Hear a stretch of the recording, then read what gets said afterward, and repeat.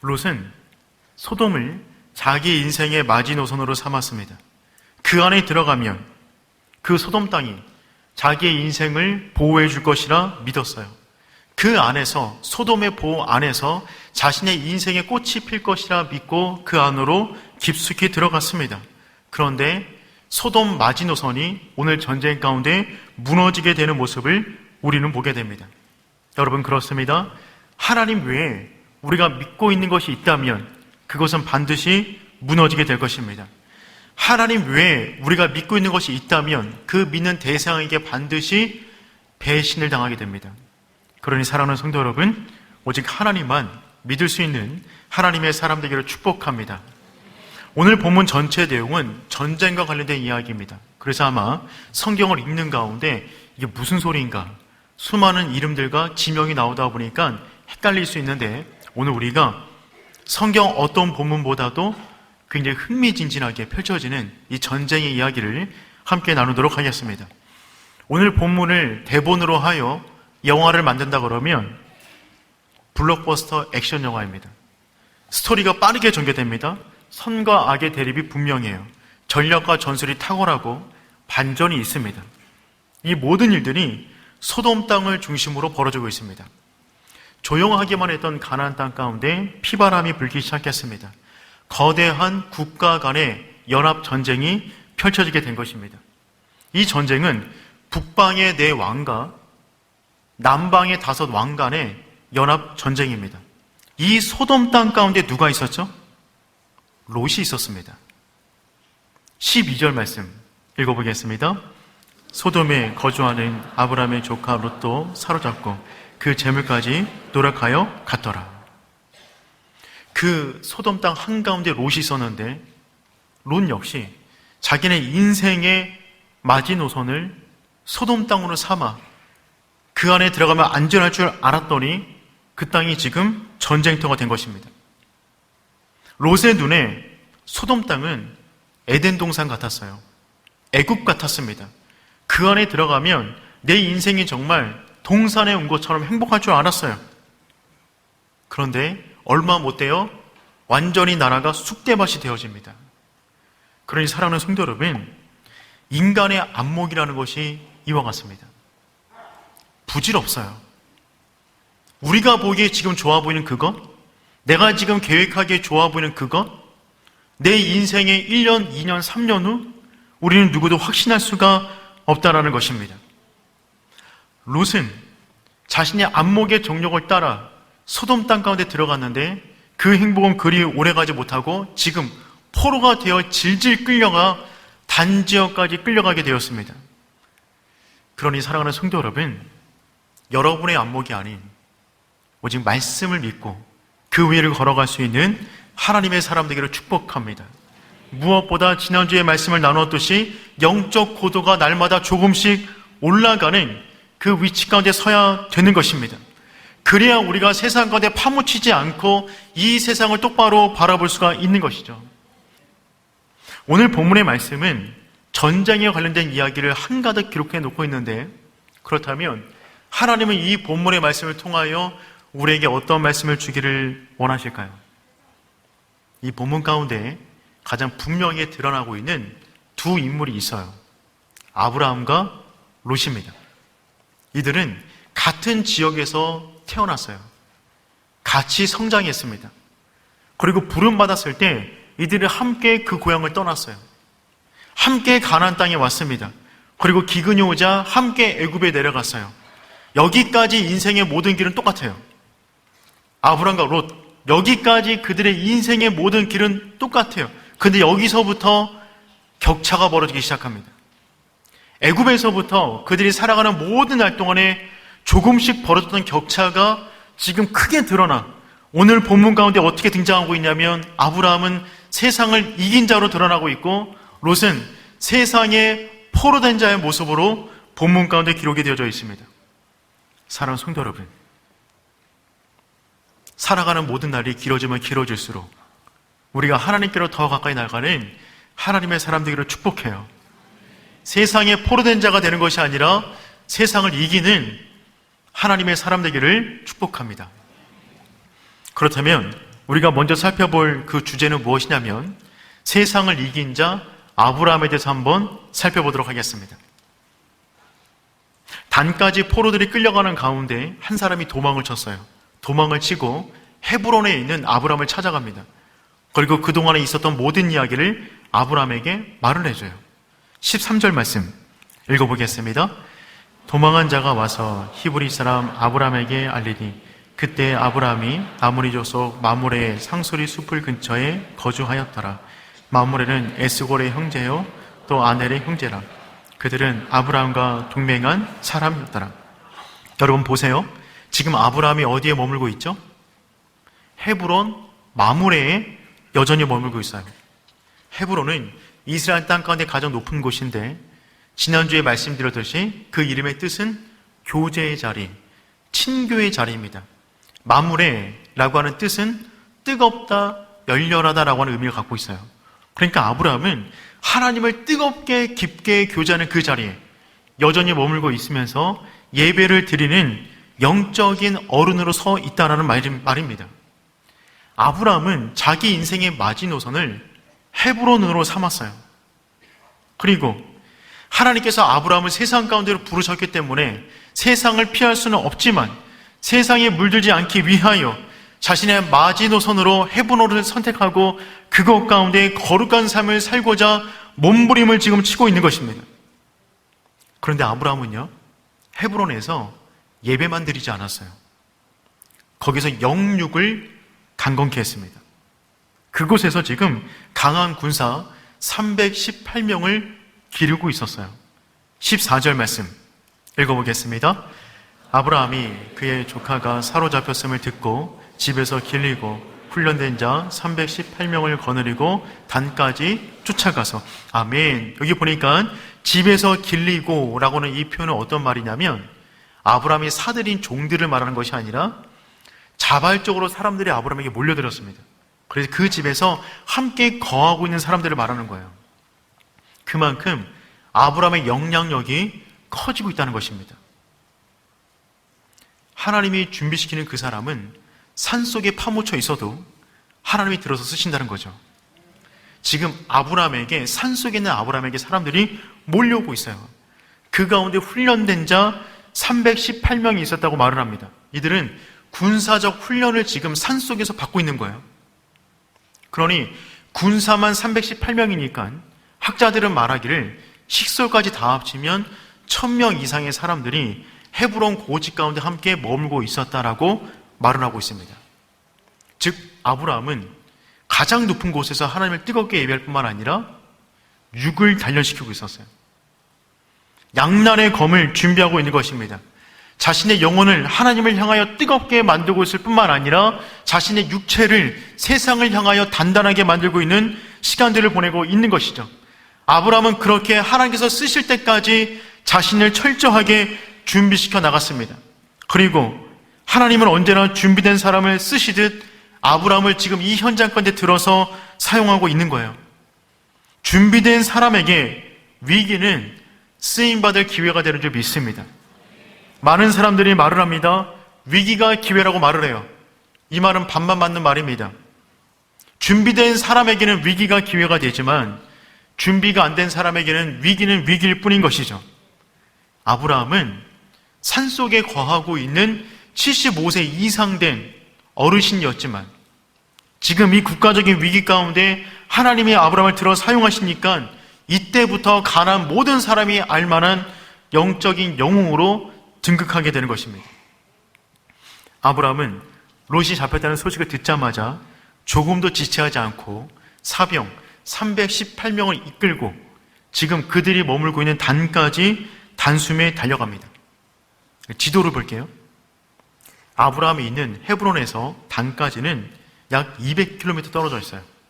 근데 아브라함은 그 소식을 듣자마자 조금도 지체하지 않고 쏜살같이 달려갑니다. 체력이 정말 좋아요. 단은 이스라엘의 최북단에 있어요. 단을 넘어가면 다른 나라가 됩니다. 이 단은 여기서부터 요단강이 흘러요. 그래서 물이 많은 지역이고 숲이 우거지고 되게 쉴만한 공간입니다. 이제 그돌라 오멜은 여러 가지 많은 전리품과 노예를 이끌고 최북단까지 올라가 여기만 넘어가면 본인들의 땅이잖아요.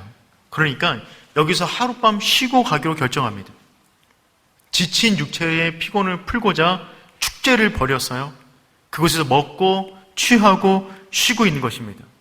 그런데 그 순간에 뒤에서 아브라함이 318명을 데리고 그들을 치기 위하여 달려가고 있어요. 숫자적으로 상대가 안 됩니다. 그들은 4개국 연합군이에요. 강한 군사입니다. 더군다나 아브라함은요 318명밖에 안 됐어요. 아무리 용감해도 아무리 싸움을 잘해도 수적으로 굉장히 불안한 형편인 것이죠. 그런데 아브라함은 이 숫자적 열세를 탁월한 전략으로 극복해버립니다. 단은 나무가 많다고 말씀드렸어요. 그래서 그들이 지금 비몽사몽간에 쉬고 있는데 그 가운데 사람들을 나누어 게릴라 작전을 펼치고 있습니다. 15절 말씀 우리 함께 읽어보겠습니다. 다메섹 왼편 호바까지 쫓아가. 여기 보십시오. 그가 그와 가신들이 나뉘어, 그러니까 아브라함이 함께 했던 사람들을 나뉘어서 사방에서 나무 뒤에서 그들에게 침공해 가는 것입니다. 여러 방향에서 한꺼번에 아브라함의 군사들이 내려가면서 소리를 지르면서 칼을 휘두르니까 비몽사몽간에 있었던 모든 사람들은 엄청난 적들이 몰려오지 않았던 것이죠. 너무 깜짝 놀라서 전열을 갖추지 못한 채 싸우고 있다가 그만 도망치기 시작합니다. 그들과 오멜의 모든 군사들은 한순간에 오합지졸이 된 모양인 것이죠. 그리고 그들은 지금 호박까지 도망쳐요.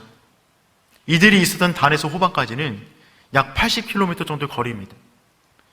도망치는 내내 따라가면서 저 뒤에서 치고 있는 거예요. 이 거리는 마치 우리로 말하면 홍천까지 거리거든요. 서울에서 홍천까지. 그러니까 아브라함은 산에서 운동을 많이 했나 봐요. 지금 200km를 뛰어왔는데 다시 80km를 계속 쫓아가면서 후방에서 그들을 계속 치고 있는 것입니다. 그리고 결국 빼앗겼던 모든 것을 되찾습니다. 16절 말씀 읽어보겠습니다. 모든 빼앗겼던 재물과 그의 재물과 또 부녀와 친척을 다 찾아왔더라. 아멘. 아브라함은 결국 남방의 5국가가 잃어버렸던 모든 것을 되찾아왔어요. 엄청난 승리를 얻게 된 것입니다. 한 주간 동안에 이 말씀을 묵상하는데 너무 재밌었어요. 마치 삼국지를 읽는 것 같더라고요. 아브라함이 이렇게 싸움을 잘했어? 대단한데? 그런데 오늘 본문 가운데 총 9명의 왕의 이름이 기록되어져 있습니다. 당대의 이름을 날리던 9명의 왕입니다. 그 모든 왕들이 75세에 헤브론에 머물고 있던 아브라함의 발 앞에 전부 다 무릎을 꿇습니다. 하나님이 약속하셨어요. 너를 통하여 복이 흘러갈 것이다. 동서남북을 바라봐라. 너를 통하여 복이 흘러갈 거야. 하나님의 약속을 따라 아브라함은 지금 무너졌던 가나안 땅, 그가 머물고 있던 헤브론 땅을 중심으로 동서남북의 놀라운 회복을 주도하는 영적인 거인으로 우뚝 서 있는 것입니다. 아브라함은 세상 속에 살아가지만 세상에 의해서 변질되지 않았어요. 세상을 변화시키는 사람이었습니다. 사랑하는 성도 여러분, 우리가 그런 사람 되기를 축복해요. 시간이 지날수록 변질되는 것이 아니라 거룩하게 변화돼요. 세상을 복음으로 물들이는 하나님의 사람 되기를 축복합니다. 여러분, 이것이 어떻게 가능했을까요? 지금까지 우리가 말씀을 살펴보았지만 아브라함은 3가지가 출중했어요. 첫 번째, 영역이 있었습니다. 그런 높은 곳 헤브론에 거하면서 하나님과 뜨거운 교제를 나눴어요. 그는 영역이 있었어요. 심장이 뜨거운 사람이었어요. 그는 또한 체력이 있었어요. 318명과 함께 산에서 운동을 했던 사람입니다. 전술과 전략에 능했어요. 그는 준비된 육체를 가지고 있었습니다. 세 번째, 그는 지력이 탁월했어요. 전술과 전략에 탁월했고요. 결단력이 있었어요. 지형을 잘 활용할 줄 아는 사람이었다는 것입니다. 즉 아브라함은 영역과 체력과 지력이 있었어요. 그런데 그것이 승리의 결정적인 요인은 아닙니다. 그런 부분이 타고난 사람들은 얼마든지 많이 있어요. 그게 결정적인 부분이 아니라 이 승리의 결정적인 부분은 무엇이냐면 하나님을 향한 믿음에 있었어요. 하나님이 나와 함께 하신다는 그 믿음, 하나님이 나를 복으로 세우셨다는 그 믿음, 나의 하나님은 애굽의 왕도 벌벌 떠는 위대한 왕이라는 그 믿음, 하나님이 말씀하신다면, 허락하신다면 모든 빼앗겼던 것을 되찾을 수 있다는 그 믿음이 있었기 때문에 그 믿음 위에 준비된 모든 것들이 합쳐지자 놀라운 역사를 이루었던 것입니다. 사랑하는 성도 여러분, 여러분이 지금 준비하고 있는 그것, 그 위에 하나님의 기름 부으심이 있기를 축복해요. 그 위에 하나님의 기름 부으심이 있어야 그것이 우리를 진짜 보호하는 무기가 될 것입니다. 우리는 믿음으로 살아가는 존재들입니다. 다른 것을 의지하는 것이 아니라 물론 최선을 다하셔야 돼요. 그런데 그 위에 하나님의 기름 부으심이 필요해요. 성경에서 벌어지는 모든 역사를 살펴보십시오. 전부 다 믿음의 전쟁이었어요. 애굽에서의 전쟁, 광야에서 아말렉과의 전쟁, 가나안 땅의 전쟁, 사사들의 전쟁, 여호수아의 전쟁, 다윗의 전쟁, 모든 전쟁에서 승리한 모든 경우를 살펴보십시오. 믿음으로 싸워 이긴 전쟁이었습니다. 믿음으로 이기는 것입니다. 그러니 상황이 나에게 유리하냐 불리하냐, 형편이 좋냐 안 좋냐, 이것을 너무 따지지 마십시오. 우리가 물어야 할 질문은 단 한 가지예요. 하나님이 나와 함께 하시는가? 하나님이 함께 하신다면 불리해도 단까지 쫓아가 최선을 다하는 것입니다. 그때 빼앗겼던 모든 것을 되찾는 하나님의 은혜를 경험하게 되는 줄 믿습니다. 두 번째, 오늘 본문 가운데 전면에 드러나고 있지 않지만 이 사건을 주도하고 있는 인물이 있어요. 그 사람은 누구냐면 세상에 포로된 자 롯입니다. 아브라함이 목숨을 걸고 전쟁에 참여하게 된 이유는 다른 데 있지 않고 조카 롯이 그 가운데 포로로 끌려갔기 때문에 그렇습니다. 여러분, 롯은 믿는 사람이에요. 성경에 보면 의인이다라고 말하고 있습니다. 그는 구원받은 사람이에요. 그런데 영향력을 잃었어요. 그는 구원을 받았지만 살아가는 모든 삶은 세상의 포로였습니다. 부끄러운 구원이에요. 명목상 크리스찬, 이름뿐인 크리스찬, 썬데이 크리스찬, 그 이상도 아닌 존재가 바로 롯이라는 사람의 모습인 것이죠. 그의 눈은 안목의 정령으로 가득했어요. 그는 자신의 인생의 마지노선을 소돔 땅으로 선택했습니다. 그는 재테크를 잘하는 사람이었어요. 성실하고 열심히 일하는 사람이었어요. 그래서 소돔 땅에 들어가서 일가를 이루었습니다. 자수성가하였어요. 그런데 한순간에 무너져 내리는 거예요. 한순간에 포로되어 끌려가는 것입니다. 죄의 싹은 사망이라. 우리가 열심히 일하면 뭐합니까? 말씀 위에 서 있지 않으면 한순간에 무너져 내리는 거예요. 그 순간에 당까지 끌려가면서 롯의 마음 가운데 얼마나 안타까움이 있었을까요? 얼마나 비참했을까요? 그 순간에 삼촌 아브라함을 얼마나 떠올렸을까요? 아브라함과 함께하고 있었다면 이런 일을 당하지 않았을 텐데 이게 무슨 일인가? 얼마나 보고 싶었을까요? 근데 그 순간에 갑자기 삼촌 아브라함이 칼을 들고 등장한 것입니다. 온 적대로 무찌르더니만 자기를 구해주는 거예요. 얼마나 기뻤을까요? 하나님 보듯 기뻤을 거예요. 아브라함에게 두 번째 기회가 찾아온 것입니다. 이때라도 돌이키면 되는 것이죠. 이때라도 아브라함과 함께 헤브론에 올라가 자신의 잊었던 첫사랑을 회복하면 되는 것입니다. 그런데 놀랍게도 롯은 두 번째 기회를 발로 차버립니다. 이 사건 이후에 자기 스스로 소돔 땅에 다시 기어 들어갑니다. 이해할 수가 없어요. 도대체 왜 이러는 것인지. 그런데 이해가 됩니다. 세상이 그렇게 무서워요. 죄라는 것이 한번 빠지면 돌이키기 쉽지 않은 거예요. 어릴 적에 쥐 잡는 날이 있었습니다. 쥐 잡는 날. 아세요? 아시는 분들은 꽤 연식이 되신 분들인데 제가 딸들에게 말해줬거든요. 믿지는 않더라고요. 그런데 어릴 적에 쥐 잡는 날이 있었어요. 저는 그날을 굉장히 기다렸어요. 왜냐하면 친구들과 함께 누가 더 많이 잡나 막 그런 내기를 좀 했었는데 국가에서 날짜를 정해놓고 쥐약을 놔둬라 그러면 집집마다 쥐약을 놔두는 겁니다. 근데 저희 집에서 키우던 강아지가 있었거든요. 뽀삐라고. 걔가 그 쥐약을 먹었어요. 그래서 아침에 일어나니까 얘가 이렇게 죽어가고 있었어요. 제 어머니가 정말 많이 슬퍼하셨습니다. 그때부터 쭉 강아지를 키웠는데 모든 강아지 이름을 뽀삐라고 지었어요. 그런데 어쨌든 쥐 잡는 날이 있었어요. 그런데 쥐를 잡을 때 여러 가지 많은 도구들이 있는데 제가 볼 때 가장 신기한 것은 무엇이었냐면 이런 거였어요. 나무 그냥 상자가 있는데 이 상자 안에 종이 상자 안에 가운데 멸치를 놔둡니다. 근데 그냥 놔두지 않고 효과가 좋기 위해서는 참기름을 바른 멸치를 놔두는 거예요. 그럼 얘가 냄새가 고소하게 퍼집니다. 이 냄새를 맡고 쥐들이 몰려오는 거예요. 그런데 이 상자 가운데는 멸치를 놔뒀지만 그 모든 테두리에는 강력 접착제가 발라져 있어요. 그 냄새를 맡고 고민하다가 쥐가 그 종이 위에 발을 내딛는 순간 다음 발이 떼지지 않아요. 너무 당황해서 파닥파닥 하는 순간 이 종이가 겹치면서 온 털이 그냥 묻히는 거예요. 그렇게 여러분처럼 소리를 지르다가 쥐들이 밤새 파닥파닥 거리다가 죽게 되는 겁니다.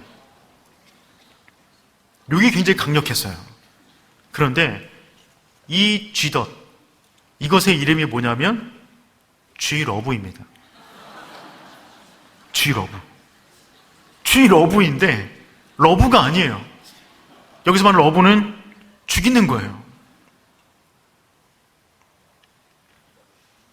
세상이 꼭 그런 것 같아요. 우리를 유혹합니다. 쥐러브처럼. 죄 러브가 있어요. 그걸 지으면 너 인생이 더 좋아질 거라고. 세상 한복판에 들어가면 너 인생이 더 가치 있을 것이라고. 하지만 발을 내딛는 순간 다음 발이 떼지지 않는 거예요. 믿음의 전진을 해나가지 못하는 것입니다. 그때라도 돌이키면 돼요. 그런데 돌이키지 못하는 영혼들이 너무나 많이 있는 것이죠. 세상은 우리를 달콤하게 유혹합니다. 우리를 사랑해서 그런 게 아니에요. 죽이기 위한 것입니다. 사랑하는 성도 여러분, 하나님이 지금 우리를 이 자리에 부르신 것은 두 번째 기회를 주시는 거예요. 지금이라도 돌이키면 됩니다. 그런데 돌이키지 않고 끊임없이 똑같은 일을 반복하는 거예요. 끊임없이 세상 속에서 허덕이고 있는 것입니다. 세상을 내 인생가대 마지노선 삼고 그 뒤에 숨어버리는 것이죠. 사랑하는 성도 여러분, 헤브론을 여러분의 인생의 마지노선으로 삼기를 축복합니다. 이 세상을 가만히 보면 소돔의 사람들이 주도하는 것 같지만 성경은 분명히 말을 합니다. 헤브론의 사람들이 주도해 나가는 것입니다. 세상을 이기는 자가 될 것인가?